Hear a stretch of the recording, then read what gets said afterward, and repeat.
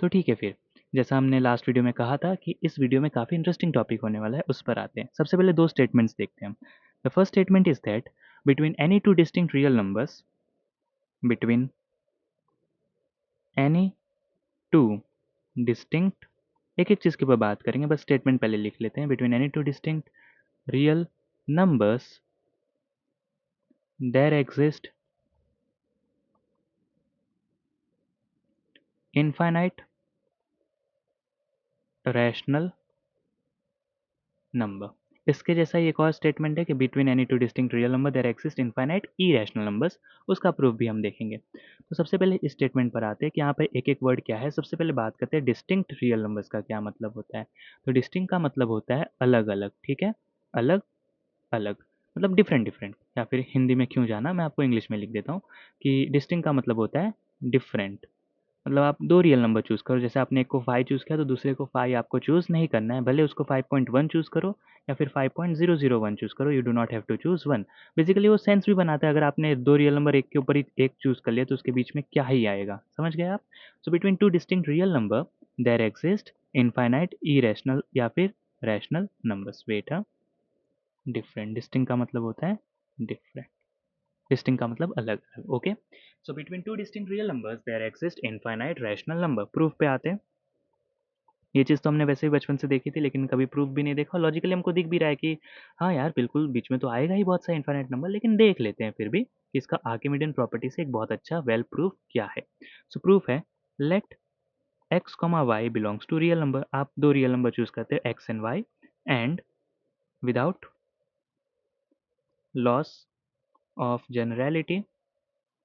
इसका मतलब यही है कि आप कुछ भी इसकी वजह से कोई चेंज नहीं आएगा। Without the loss of generality आप एक चीज़ अज्यूम करके चलते हो कि जो एक को बड़ा एक को छोटा लेना पड़ेगा, तो आप वाई वाले वेरिएबल को बढ़ा ले सॉरी, तो आप वाई वाले वेरिएबल को बड़ा ले लेते हो। और एक और चीज़, so without the loss of generality you choose that y is the greater one. और एक और चीज़ उन्होंने कहा था डिस्टिंक्ट रियल नंबर, इसका मतलब आप ये चीज़ तो यहीं पे मेंशन कर दे सकते हो कि x and y belongs to real number such that x and y are not equal. So if they are not equal, one has to be greater and one has to be smaller. So without the loss of generality, y is the greater one. Okay. Now look carefully. Now x is smaller than y, therefore x minus y is smaller than 0. लेकिन Archimedean property में तो कुछ greater than zero चाहिए होता है, तो हम x को उस तरफ शिफ्ट करेंगे। So therefore zero is smaller than या फिर y minus x is greater than zero. Hence by Archimedean property. Hence, by Archimedean property, there exists a natural number n such that क्या होगा वहाँ पे such that 0 से बड़ा है 1 upon n but it is smaller than y minus x. Okay. Now, therefore, जो 1 upon n है इसका अगर पूरे इक्वेशन में मल्टीप्लीकेशन करें सो 0 से बड़ा है 1 and that is smaller than ny minus nx. Now look carefully on only this thing, that what we have got is ny minus nx is greater than 1. Let me write it down again. So hence n y minus n x is greater than one. Number line पर ज़रा इस चीज़ को visualise करो कि N Y अपने आप में एक नंबर है, एन एक्स अपने आप में एक नंबर है, लेकिन उनके बीच का जो डिफरेंस है वो वन है। सो सपोज दैट यहाँ पे आपने कुछ नंबर्स लिख दिए 1 2 3 4 5 6, आपने कुछ इस तरीके से नंबर्स लिख दिए। इनफैक्ट नेगेटिव्स भी चलेंगे, ठीक है? आप देखो कोई भी दो नंबर के बीच का गैप कितना है, वन। मतलब आप बेसिकली ये लिख सकते हो बिटवीन टू इंटीजर्स। कोई भी दो इंटीजर्स चूज करो, between two integers there's a difference. Gap कह सकते हो या फिर डिफरेंस कह सकते हो। There is a difference of equals to one. उनके बीच में स्ट्रिक्टली इक्वल्स टू वन का डिफरेंस है। लेकिन अगर आपने कुछ ऐसा मतलब आप सिंपली देख सकते हो दो के बीच का डिफरेंस वन है, और यहाँ पे आप देखो डिफरेंस कितना है, मतलब इस चीज़ की जो वैल्यू है वो वन से बड़ी है। सो अगर आप इस चीज़ को विजुअलाइज़ करना चाहते हैं तो कुछ इस तरीके से कर सकते हैं। ये एक सिंपली ग्रीन कलर की रॉड है जिसकी लेंथ एग्जैक्टली वन है। तो जैसे आप इसको यहाँ पे रखेंगे वो टू से स्टार्ट होगी, थ्री पे ख़त्म हो जाएगी। यानी जो इंटीजर्स है वो उसके एंड पॉइंट्स पर ही लाई करेंगे, बीच में कहीं पे भी लाई करने वाले नहीं है।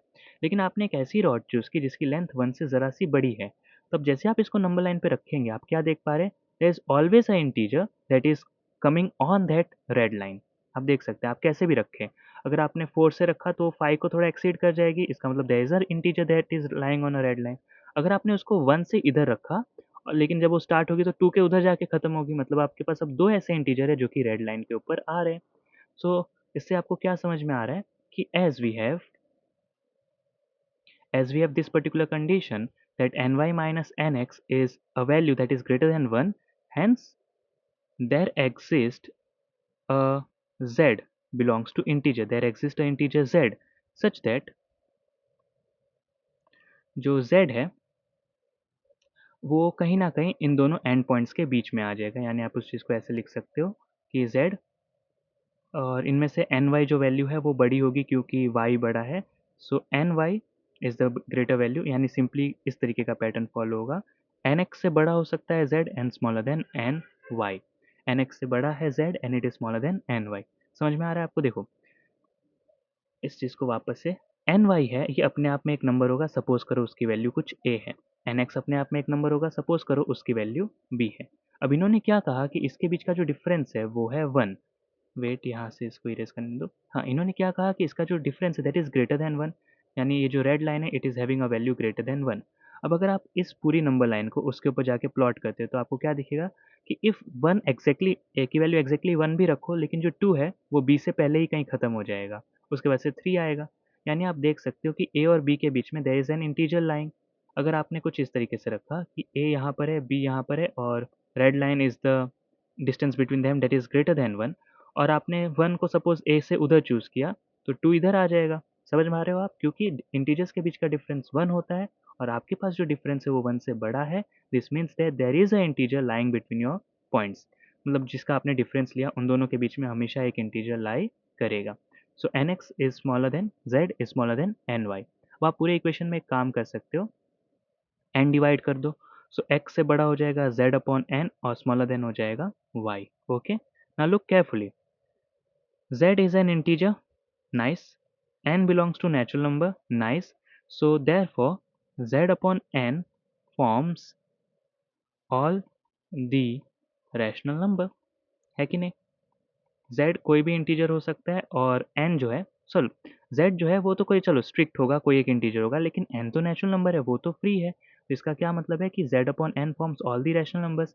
और उससे भी अच्छा आप लिख सकते हो कि n belongs to natural number, therefore आपके पास इनफाइनाइट चॉइस है, इनफाइनाइट चॉइस फॉर n। और अगर n के लिए इनफाइनाइट चॉइस है therefore z upon n has infinite values, क्योंकि आप n को जितनी बार रिप्लेस करेंगे उतनी बार आपके पास z अपॉन n की वैल्यू आएगी। सो देयरफॉर x से बड़ा है z upon n and smaller than y, और इसकी आपकी इनफाइनाइट वैल्यूज आ चुकी है और एक इरेशनल नंबर भी है। सो हैंस प्रूव्ड, क्या प्रूव कर दिया आपने? Hence proved there are infinite rational number between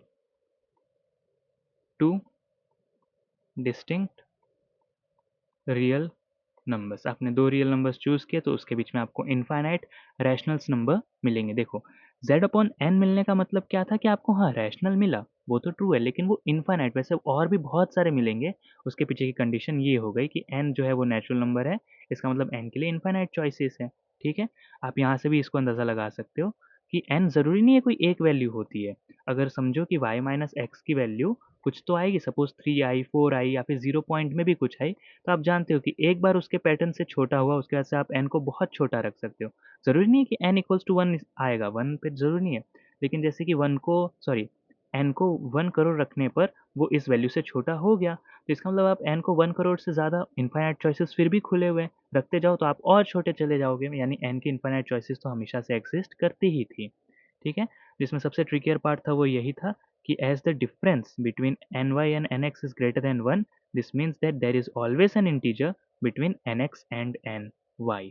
okay, अब इसके सेकंड पार्ट पर आते हैं, जिसका सेकंड पार्ट में ये चीज़ लिखी हुई है कि between any two distinct real numbers there exist infinite irrational number.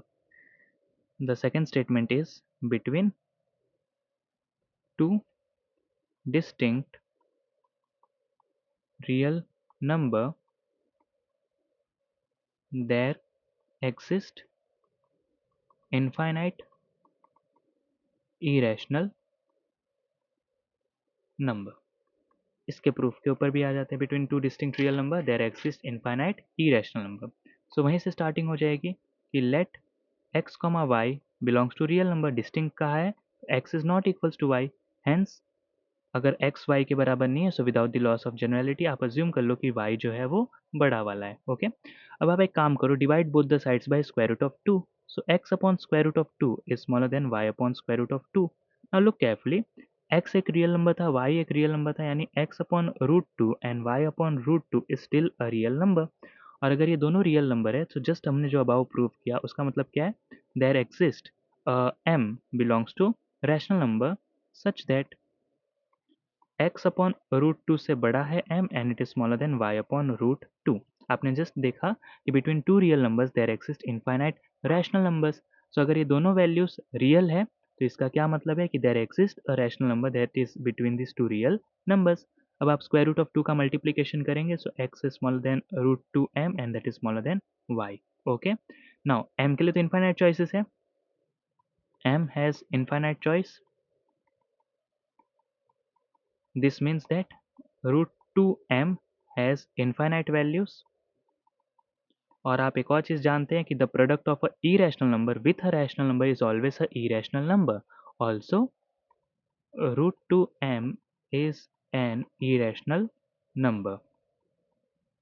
So basically आपने क्या प्रूव किया कि पहली बात तो root two M is an irrational number, और एक और चीज़ कि रूट टू एम के पास इनफाइनाइट वैल्यू है।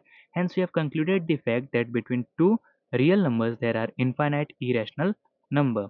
Hence proved between two real numbers there are infinite irrational numbers। Okay, there are infinite irrational numbers. आप एक चीज़ यहाँ पे मेंशन कर सकते हैं, रूट टू इंटू एम का जो प्रोडक्ट है, as M is a rational number and root two is an irrational number, therefore rational and irrational का जो प्रोडक्ट है वो भी इरेशनल ही रहता है। और उसके इनफाइनाइट चॉइसेस क्यों हैं, बिकॉज एम जो है वो एक रैशनल नंबर है, और आपने ऊपर प्रूव कर रखा है कि एम मतलब एक रैशनल है। So between two real there are infinite rational, hence M has infinite choices. So fourth, root two M also has infinite choices. ठीक है, तो जो ई रैशनल का प्रूफ है उसके लिए भी अगर आपको किसी ने डायरेक्टली ई रैशनल का प्रूफ पूछा, तो उसके लिए पहले आपको रैशनल का भी प्रूफ दिखाना होगा, क्योंकि आप देख सकते हो कि वहाँ पे हम जो एम की वैल्यू है वो उस तरीके से चूज कर रहे हैं। और अगर सिर्फ किसी ने proof that there are infinite rational numbers, तो उसमें तो इतने से ही काम चल जाएगा। ठीक है, तो ये दो काफ़ी इंपॉर्टेंट टॉपिक्स थे। अब यहाँ पे ये जो पूरा बेसिक्स वाला टॉपिक है ये खत्म। नेक्स्ट वीडियो से स्टार्ट हो जाएगी definition of neighbourhood of a point और टाइप्स ऑफ सेट के ऊपर, क्योंकि एक बार नेबरहुड का कंसेप्ट क्लियर हो जाता है उसके बाद से टाइप्स ऑफ सेट चालू हो जाता है, जैसे कि open set, close set, compact set. ठीक है फिर, ओके।